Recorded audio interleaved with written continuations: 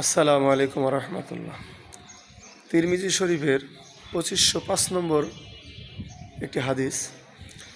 সেখানে রাসূল সাল্লাল্লাহু আলাইহি সাল্লাম বলেছেন যে কেউ যদি কারো গুনাহ নিয়ে খোঁটা দেয় তাহলে সেই পাপ সেই গুনাহ তাকে না করানো পর্যন্ত মৃত্যু দেন না।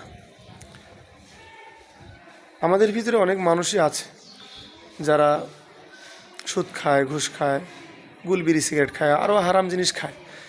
তো এইসব খেয়েও নামাজ পড়তে আসে, কিন্তু কিছু নামাজি লোক তাদেরকে খোঁটা দিয়ে বলে, এটা করিস ওটা করিস, সুদ খাইস ঘুষ খাইস, আবার নামাজ পড়তে আসছিস, তো নামাজ কবুল হবে না, অমুক তমুক বহুত কিছু বলে।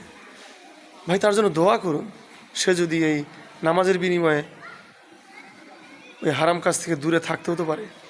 আমরা বোঝানোর বদলে তাকে খোঁটা দিয়ে আরও দূরে সরিয়ে দিই। এটা আমাদের বদ অভ্যাস। এটা থেকে বেঁচে থাকার চেষ্টা করুন।